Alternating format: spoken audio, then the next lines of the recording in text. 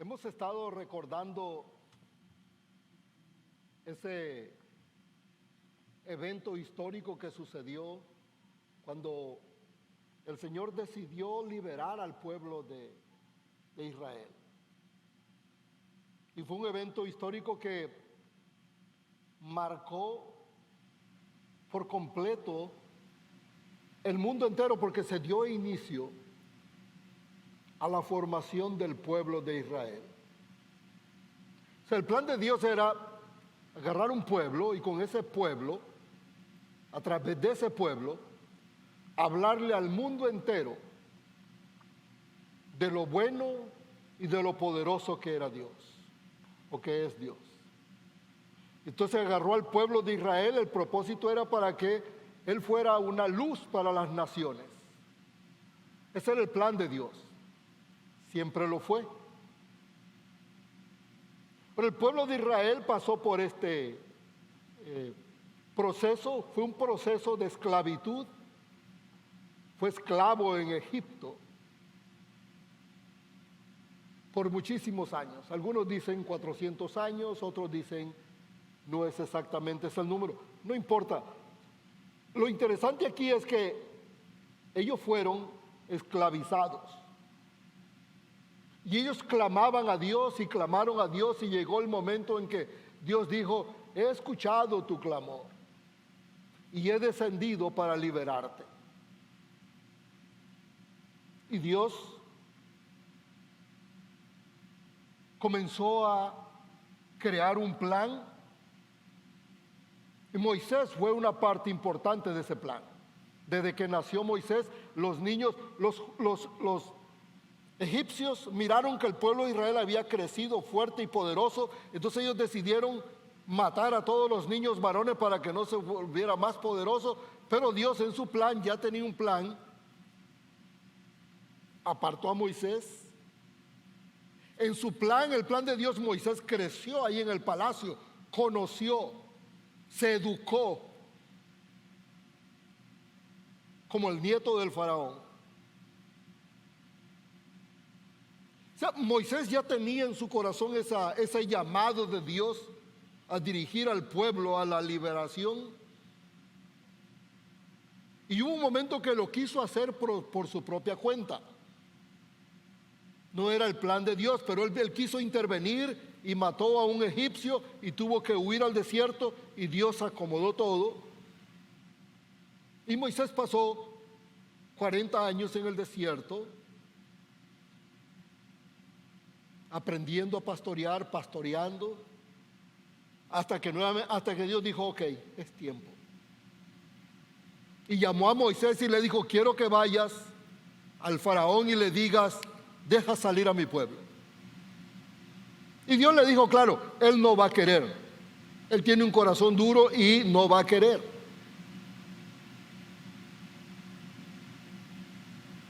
Entonces Moisés fue, y así como Dios lo dijo, el faraón no quiso dejarlos salir, no los dejó. Entonces se dio una batalla. Algunos dicen que es entre Dios y contra los dioses de Egipto. También muchos discuten, no es así. Pero bueno, lo que se dio fue una demostración, un despliegue grande del poder de Dios, para que se dieran cuenta que Dios es un Dios poderoso, y que cuando Dios decide redimir, salvar, liberar a su pueblo, Dios lo hace con su poder.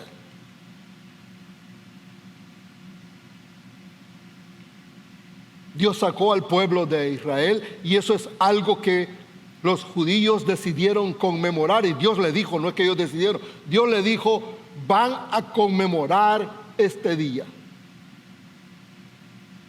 Es lo que le llaman ellos la Pascua. Van a celebrar esta liberación. Entonces cada año los judíos se reúnen en sus casas y ponen su mesa. Y hay una tradición que le llaman de las 4 copas, donde el padre, es un ritual donde el padre de familia instruye o enseña o recuerda a su familia qué es lo que significa. Dios así lo dijo, van a recordar esto, esto va a ser un recuerdo perpetuo. Entonces ellos toman la primer copa y ellos toman la primer copa y es la copa de agradecimiento y toman, es vino lo que estoy tomando, este es vino blanco, ¿ok? Eso es para que se rían. Toman la copa de agradecimiento, donde agradecen y bendice la cena, la reunión que ellos van a tener. Luego, después que toman esa copa, el padre de familia viene y les cuenta toda la historia. Por eso es que los padres de familia tienen que conocer de la Biblia para que le puedan hablar a sus hijos. Que si no la conocen, ¿de qué le van a hablar a sus hijos? ¿Qué puede hablar un padre de familia a sus hijos de Dios si no sabe nada de Dios? Bueno, el padre de familia empieza a contarles a sus hijos, después de la primer copa, sobre cómo Dios los sacó con mano poderosa. Y los sacó de Israel y le empiezan a contar cada plaga, sobre las plagas que sucedieron. Luego toman la segunda copa y después de la segunda copa comienzan a narrarle todo lo que se dio, la preparación para la muerte del Cordero. Le hablan sobre cómo los panes iban a ser preparados sin levaduras, todas las hierbas que se debían utilizar y el Cordero que se iba a sacrificar. Habían pasado 9 plagas, les explica, y ahora Dios viene con la 10ª plaga. La 10ª plaga era que le dijo al faraón, van a morir todos los primogénitos. Primogénitos quiere decir los primeros hijos de todo animal y de cada familia de Egipto, si no dejas a salir a mi pueblo. Faraón dijo, no los dejo salir. Ok, dijo Dios. A veces hay quienes piensan que Dios está jugando, ¿verdad? A veces como Dios es paciente piensan que Dios está jugando. Usted lee esta historia y se da cuenta que Dios no está jugando. Dios no juega. Es firme. Cuando Él dice yo te voy a bendecir, Él te bendice. Y cuando Él dice esta raya no la vas a cruzar, si usted la cruza, bueno, no los quiero meter en miedo. La cosa es que la 10ª plaga era la muerte de todos los primogénitos. Y Él le dijo al pueblo de Israel, esta es, ustedes van a preparar los planes sin levadura, esta es una preparación para la liberación, ustedes van a ser liberados. Esta es la libertad lo que viene. Así que se van a preparar, van a comer panes sin levadura, van a buscar, a matar un cordero, se lo van a comer asado. Recuerden que les dije que ahí fue el inicio de la carnita asada, ahí es donde comienza esa tradición de comer carne asada.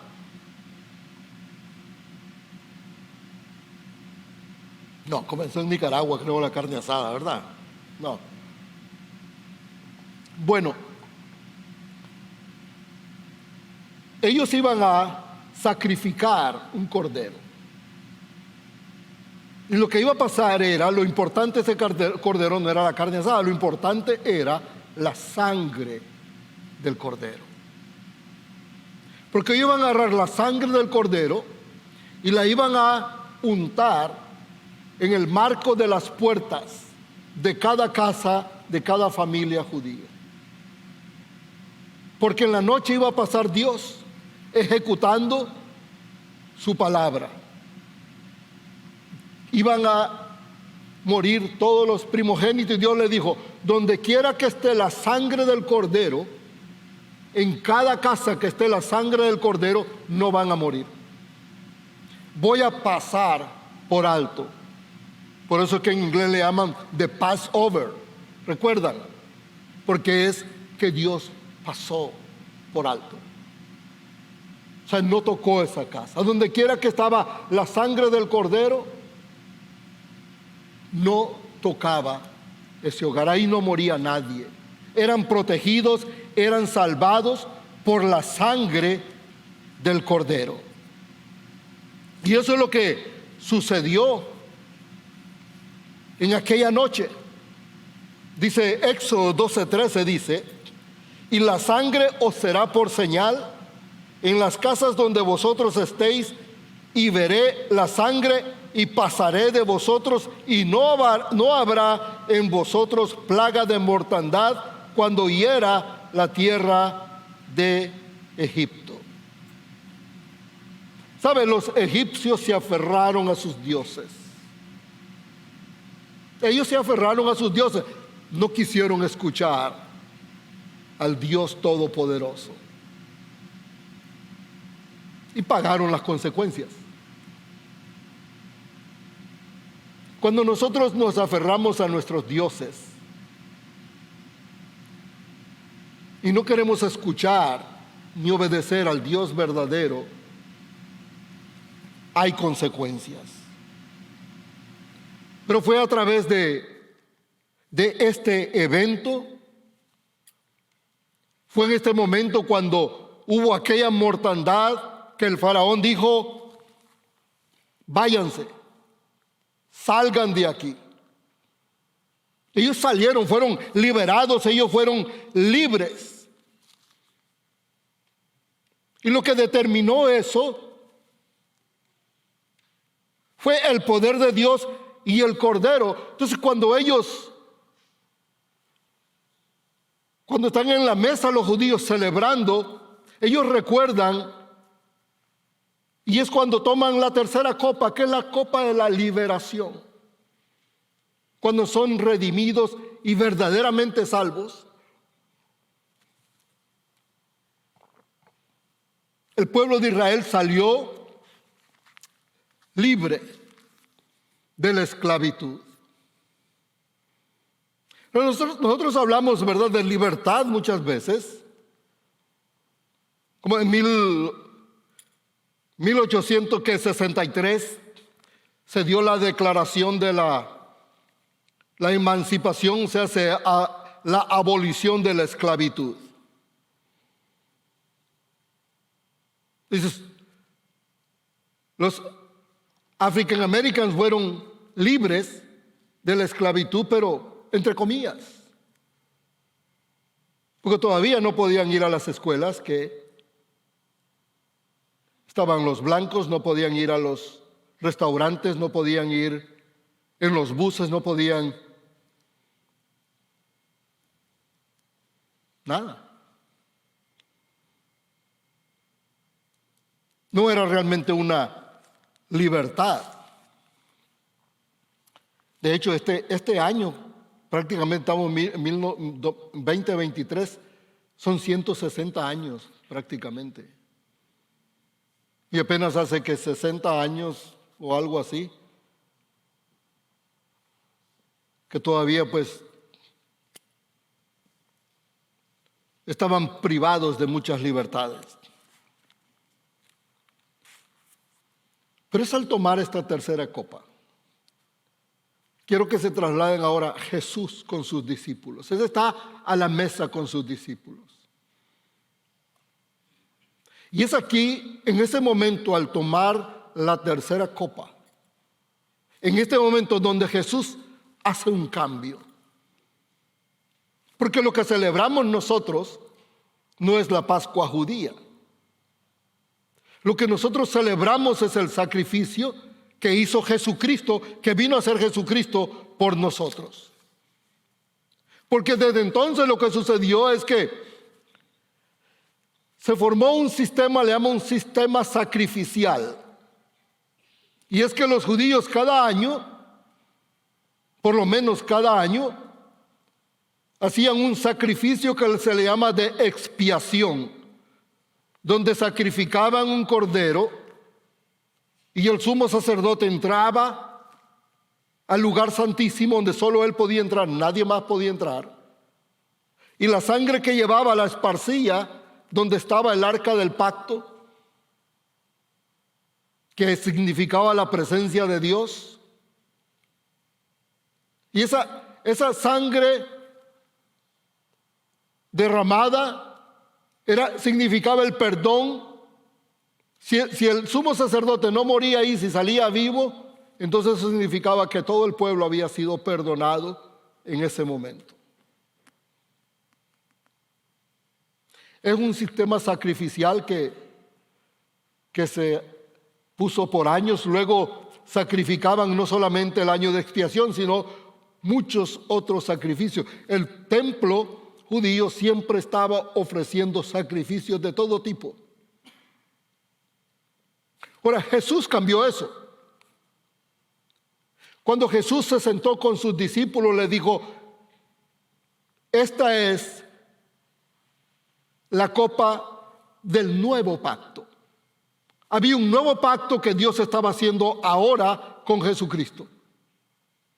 Y esto era no solamente para recordar lo que Dios había hecho con el pueblo de Israel, sino para que nosotros aprendiéramos de que Dios nos ha salvado, no solamente a judíos, pero en Jesucristo al mundo entero. Todo el mundo podía ser salvo, no solamente los judíos. Entonces, este sacrificio de Jesús es un reflejo del sistema sacrificial que ya no se tenía que hacer más, porque el Cordero de Dios que quita el pecado del mundo había sido inmolado, sacrificado una vez y para siempre. Entonces es lo que Jesús está haciendo este momento, mostrándoles, diciéndole a sus discípulos del sacrificio que Él iba a hacer. ¿Sabe? Sacrificio es algo que es una palabra que no nos gusta mucho, ¿verdad? Muchas personas no les gusta, especialmente si se trata de Dios. Ahora, sacrificio, levantarse temprano y venir a la escuela, ¿verdad? A los grupos de vida. Sacrificio es hacer algunas cosas que Dios nos pide que nos haga. Sí, es un sacrificio, por supuesto. Por supuesto que lo es. Ahora, Jesús, cuando pensó en el sacrificio que Él iba a pasar, Él pensó en usted, en mí. Y dijo: pues, ¿me podré sacrificar por ellos? ¿O por qué me voy a sacrificar por ellos? Pues porque los amo. Viceversa, cuando nosotros decimos: ¿por qué me voy a sacrificar yo por las cosas de Dios y por Dios? Bueno, porque lo ama, ¿no? Porque ama a Dios. Si no lo amo, pues ¿para qué me voy a sacrificar por Él? Pues sacrificio es una de las palabras que difícilmente nosotros, que es un poco complicada para nosotros, pero la Semana Santa nos ayuda a nosotros a recordar. Y todas estas semanas hemos estado preparándonos para celebrar, que nuestros corazones estén listos para celebrar lo que Jesús hizo por cada uno de nosotros. Y ahí viene una pregunta que nosotros no podemos hacer, y es: ¿cómo es que Jesús me libera? O sea, ¿cómo es eso de que Jesús me libera? Porque muchos se pueden preguntar: pero yo no estoy preso. ¿De qué me va a liberar Jesús?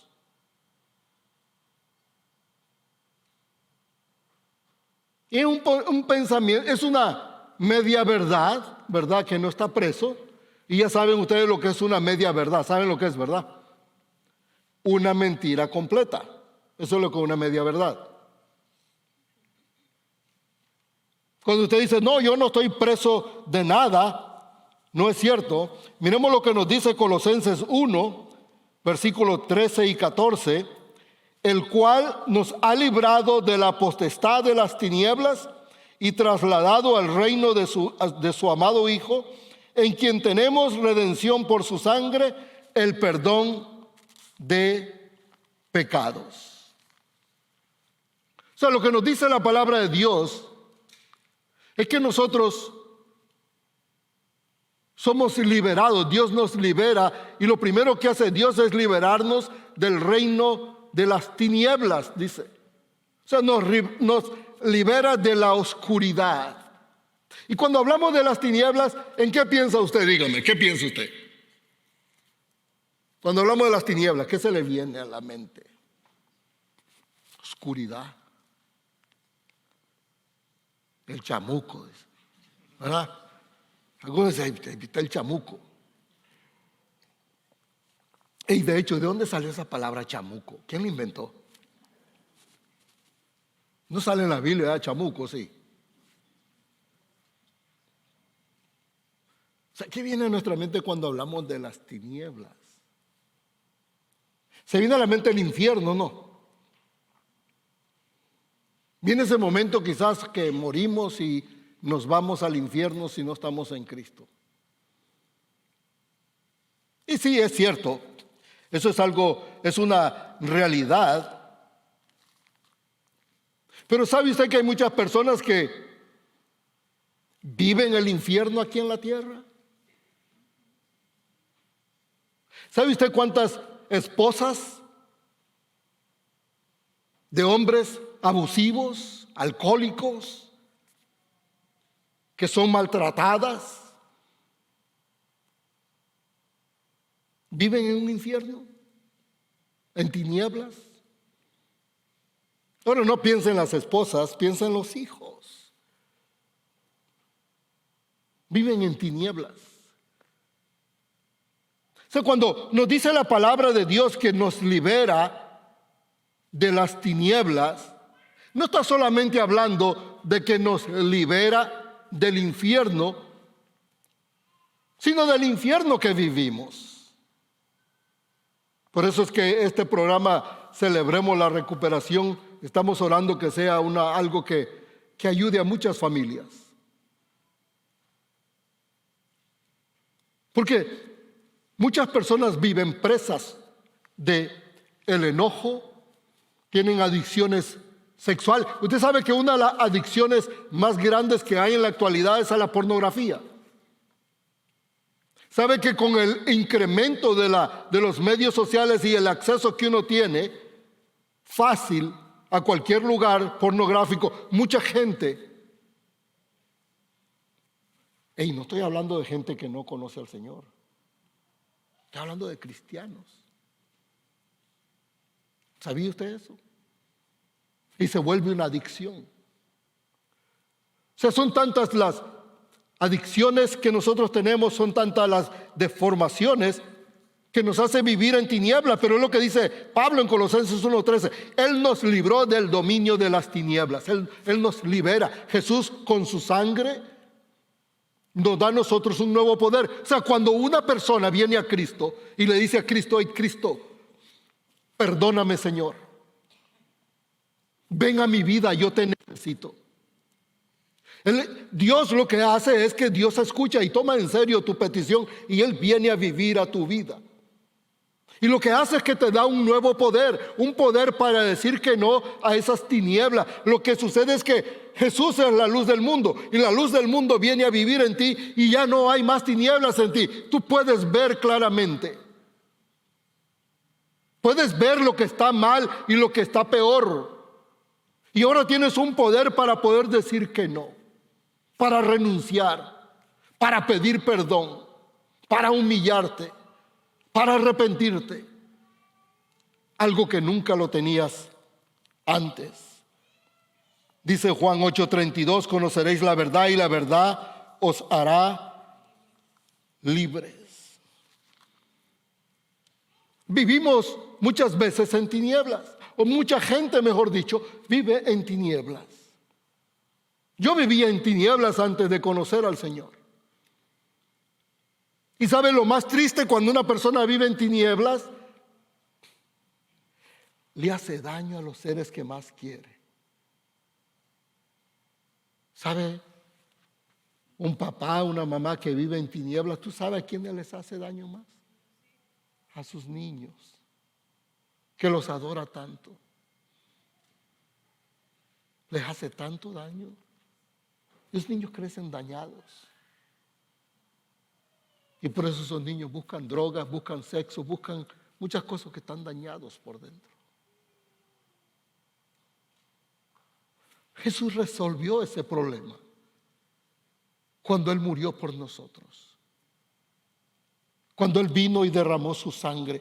No solamente me libra de las tinieblas, pero dice que Jesús, dice Pablo, nos enseña que Jesús nos traslada a una nueva residencia espiritual.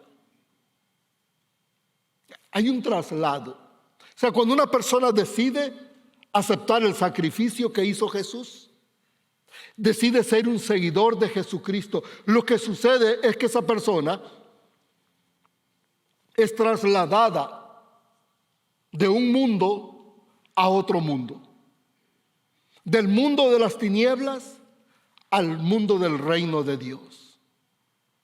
Ese es un concepto que existía allá en el Antiguo Testamento, porque cuando un ejército llegaba y se tomaba una ciudad, un país, no mataba a la gente. Ese no era el plan de Dios, no era matar a la gente. Ellos querían agarrar vivo lo más que pudieran, porque a eso los trasladaban de ese país al país de ellos, donde los oprimían. Lo que está diciendo Jesús aquí, o lo que dice Pablo, es diferente. Mire lo que dice en Colosenses 1, 13 y 14. Nos trasladó al reino de su Hijo amado, en quien tenemos redención, el perdón de pecados. O sea que cuando uno vive en la oscuridad, en el reino de las tinieblas, cuando uno es ignorante, vamos a ponerlo de esa manera. Y aquí no hay ningún ignorante, me imagino, ¿no? ¿O sí? En diferentes grados creo que todos somos ignorantes. Hay cosas en las que yo soy ignorante. Pero cuando vengo al Señor y Él me ilumina, dejo de serlo. Y lo que hace el Señor es que Él viene y me traslada de las tinieblas, del mundo de las tinieblas al mundo del reino de Dios, y eso es una nueva vida. Eso es lo que es una vida nueva. Es una vida diferente, porque usted vivía antes controlado por el reino, el enemigo, la carne suya. Ahora vive controlado, dirigido y guiado por el Espíritu Santo. Vive guiado por el poder de Dios. Y lo que dice 2 Corintios 5, 17. De modo que si alguno está en Cristo, dice, nueva criatura es, las cosas viejas pasaron, y aquí todas son hechas nuevas. Es una nueva vida. O sea, Jesús no murió por instalar un sistema religioso, de que Jesús iba a dar su vida y sus seguidores dar su vida, sencillamente para que un grupo de personas se reuniera en un lugar a cantarle a Dios. ¿Usted cree que ese era el plan de Dios? No necesitaba morir para eso, ya lo hacían. La razón por la que Jesús murió y derramó su sangre fue para darnos una nueva vida. Una vida donde la amargura, el enojo, el odio, el resentimiento, los malos hábitos no nos controlen, sino que más bien nos controle Dios con su sabiduría, con su inteligencia, con su amor, con su misericordia, y nosotros poder ser canales de sabiduría, de inteligencia, de misericordia, de amor a las demás personas, especialmente los que nos rodean. Eso fue una nueva vida que Dios nos dio. La pregunta del millón que yo hago cuando nosotros vemos todo esto es, ¿cómo respondo al sacrificio de Jesús? O sea, si eso es lo que Jesús hizo por mí. Y ese era el plan que Él tenía en mente desde el principio, desde antes. Este era el plan. Dios no se iba a cansar por nosotros, no se cansó nunca. Y les dije la semana pasada, Él mandó ángeles, mandó profetas, mandó reyes, mandó, ¿qué no mandó? Y por último dijo, voy yo en persona. Pero de que los rescato, los rescato. Y vino Jesús y murió por nosotros. ¿Cómo respondemos nosotros? Jesús mismo esa noche que celebraron la cena del Señor con sus discípulos, les enseñó cómo. ¿Sabe cómo? Sirviendo por amor a Dios y a las personas. Sirviendo a Dios y a las personas. ¿Cómo sé yo que eso es lo que Jesús enseñó? Bueno, es sencillo. Mire lo que dice Juan 13, en el versículo 3 y 5 dice lo siguiente. Sabiendo Jesús que el Padre le había dado todas las cosas en las manos y que había salido de Dios y a Dios iba, se levantó de la cena y se quitó su manto y tomando una toalla se la ciñó. Luego puso agua en el lebrillo, ese es un contenedor, ¿verdad? Y comenzó a lavar los pies de los discípulos y a enjugarlos con la toalla con que estaba ceñido. Dice Jesús, sabiendo que Él había recibido de Dios, del Padre, todas las cosas. O sea, lo que está diciendo, y ya le voy a explicar, Él sirvió, Él vino a servir, dice que Él comenzó a lavarle los pies. Pero cuando Él dice, sabiendo que Él había recibido del Padre todas las cosas, está diciendo que Él no tenía un sentimiento de inferioridad. Que las personas que no sirven a los demás es porque tienen sentimientos de inferioridad. Se sienten menos y creen que sirviendo eso les hace menos. Y no es cierto. Las personas que sirven es porque están saludables en su estima propia. Y eso es lo que Jesús nos está enseñando. Dice que Él vino y empezó a lavarle los pies a cada uno de ellos. Mire lo que les dijo a ellos. El versículo 14 y 15 dice, pues si yo el maestro he lavado vuestros pies, también vosotros deberos lavaros los pies los unos a los otros, porque ejemplo os he dado para que como yo os he hecho, vosotros también hagáis.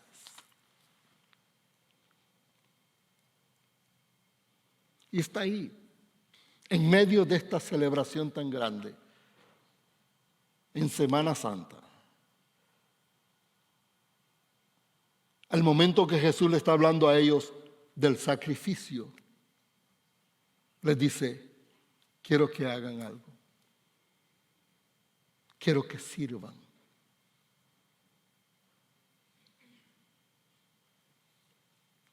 El problema es que servir es un privilegio que Dios nos da. Y a veces queremos entrar a servirle a Dios sin considerar ese privilegio. Por eso que desde que comenzó este año, recuerdan, les he dicho desde que comenzó el año, este es un año de crecimiento. Nosotros vamos a crecer espiritualmente este año y por eso es que todas las personas que están sirviendo tienen que estar en un grupo de vida. Si hay alguien que no está en un grupo de vida, no podrá servir.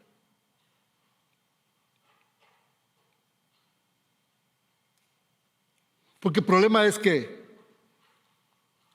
Jesús nos da el ejemplo. Y Él nos dice, ejemplo os he dado, para que como yo he hecho, vosotros también hagáis. Y ese es el ejemplo que Él nos dio. De que nosotros crezcamos espiritualmente y que le sirvamos. Vamos a celebrar la cena del Señor. Vamos a celebrar lo que Dios hizo por nosotros. Yo quiero que usted participe de este evento. Si usted es cristiano, si usted ha aceptado al Señor en su corazón, entonces usted puede sentirse libre de participar. Si usted dice, yo nunca he aceptado al Señor, bueno, y por eso no puedo participar, no hay problema. Ese problema lo resolvemos ahorita mismo. Ahorita mismo yo quiero invitarle a usted, si nunca ha aceptado a Jesús, que lo acepte y que le pida perdón por sus pecados. Si usted nunca lo ha hecho, yo voy a hacer una oración. Y le voy a pedir que si usted siente el deseo de hacerlo, de pedirle perdón a Dios, que venga a su corazón, le voy a pedir que haga conmigo esta oración. Vamos a cerrar nuestros ojos. Dígale al Señor lo siguiente: Señor Jesús, quiero pedirte perdón por mis pecados. Yo creo en ti. Yo sé que eres un Dios real, un Dios vivo. Yo sé que tú no estás clavado en una cruz porque tú resucitaste al tercer día. Pero quiero pedirte perdón porque yo he vivido mi vida como que si tú no existes o no me importas. Perdóname, Señor. Quiero pedirte que vengas a mi corazón. Quiero pedirte que con tu sangre me limpies de mis pecados y me des la oportunidad de comenzar de nuevo. El día de hoy, Señor Jesús, yo te acepto en mi corazón. Te acepto como mi Salvador, como el Señor de mi vida, y te doy gracias por haber entregado tu vida en aquella cruz y haber derramado aquella sangre por un pecador como yo. Señor, yo no te prometo que voy a ser perfecto porque tú sabes que no puedo. Pero mi compromiso contigo, Señor, es buscarte y seguirte cada día de mi vida, aun cuando caiga, levantarme y buscar tu rostro para comenzar de nuevo. Ven a mi vida, Jesús. Ven a mi corazón. Dame la libertad que necesito y ayúdame a vivir para la honra y gloria tuya. Gracias por haber entregado tu vida y haberte sacrificado por mí. En tu nombre oro, Señor. Amén. Si usted hizo esa oración y usted nunca lo había hecho, yo quiero asegurarle, por lo que dice la palabra de Dios, que Cristo vive en usted y que usted puede participar de la cena del Señor. Así que voy a pedirle que pasen, por favor. No corran, pues no corran, uno por uno, pasen. Recuerden, los padres de familia agarren un pan, y no es un pan cada uno, no es lunch, ¿ok? Agarren un pan y lo parten y lo reparten ahí entre su familia.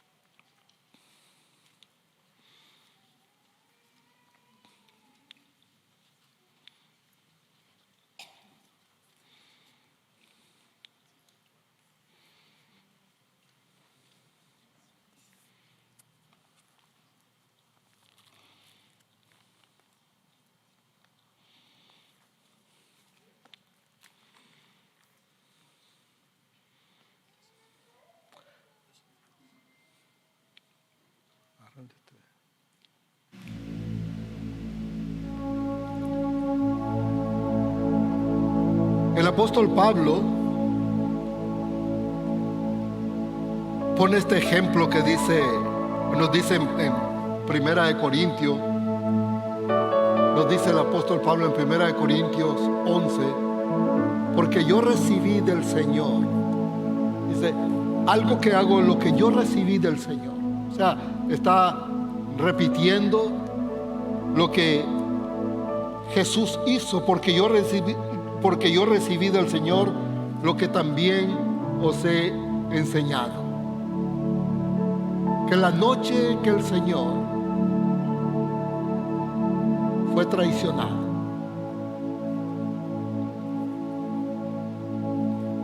si puedes poner ese versículo ahí arriba. La noche que el Señor fue traicionado. Porque yo recibí del Señor lo que también os he enseñado, que el Señor Jesús, la noche que fue entregado, tomó pan.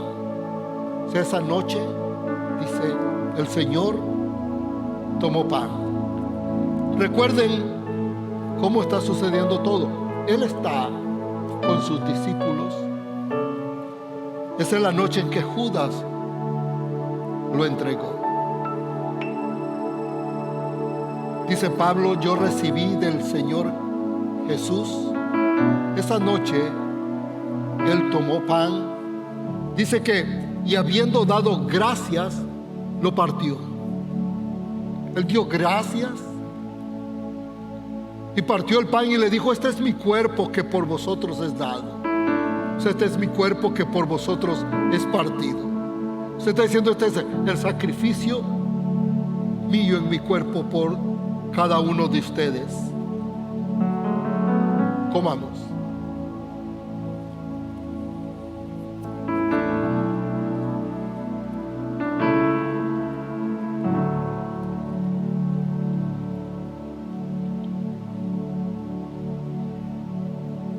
Asimismo, dice, tomó la copa.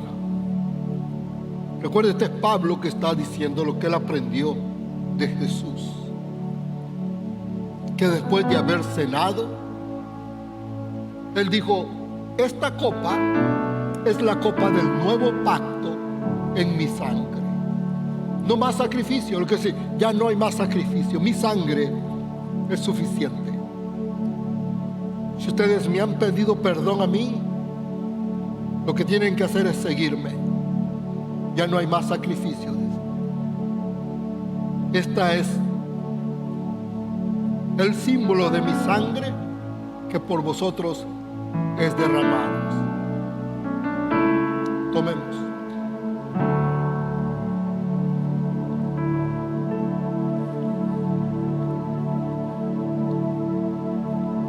Dice, haced esto, dice, todas las veces que la bebiereis en memoria de mí.